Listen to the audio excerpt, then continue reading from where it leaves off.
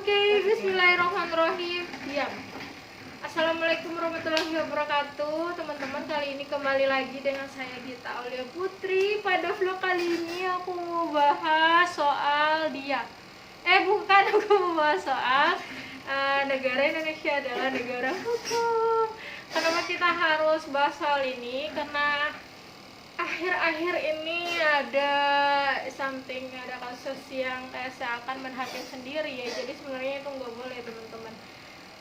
Ketika terjadi suatu pelanggaran atau kejahatan, maka harus diproses dengan aturan hukum yang ada, yang kita sebut dengan hukum positif.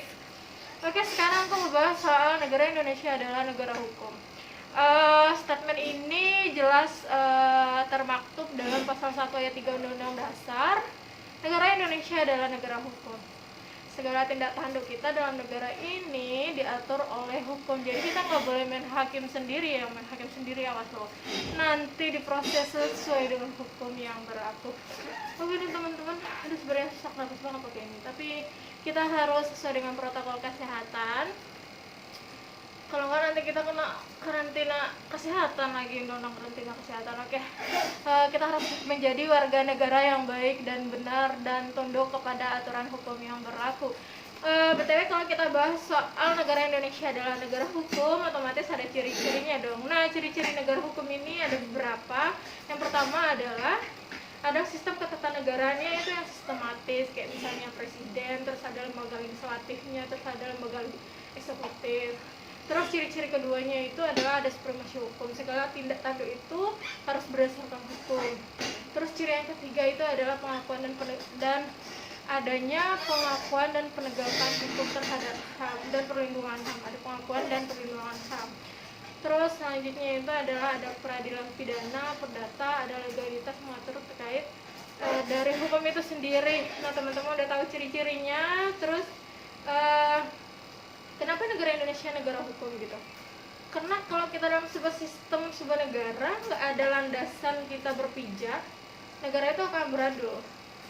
Ya, tujuan hukum itu sendiri adalah menertibkan, mendamaikan, mensejahterakan gitu. Sehingga misalnya kayak berlalu lintas aja, kita ada undang lalu lintas dan jalan, kita harus menggunakan helm, harus patuh terhadap lampu merah, hijau, kuning. Terus kita nggak boleh ngebut-ngebutan, harus punya SIM gitu. Nah, ketika berbicara soal hukum, misalnya contoh kayak panas kasus Bu Minah yang terjadi 2009 lalu gitu. Kasus mencuri kakao yang 3 biji akhirnya tetap dipidana.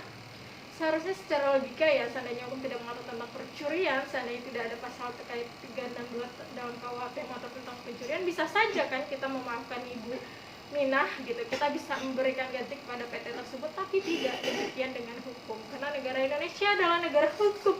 Jadi kita harus berdasarkan pada hukum yang berlaku, teman-teman. Oke, jangan main hakim sendiri. Kalau ada maling, kasih ke pihak yang berwajib. Terus gimana dengan tembak orang di tempat gitu? Itu ada prosedur hukumnya, nggak boleh main hakim sendiri ya, meskipun itu aparat. Oke teman-teman, udah tahu kan negara Indonesia negara hukum. Jadi jangan main hakim sendiri, jangan bertindak sesuka hati, ada aturan hukum yang mengaturnya. Oke, sekian, terima kasih, semoga bermanfaat.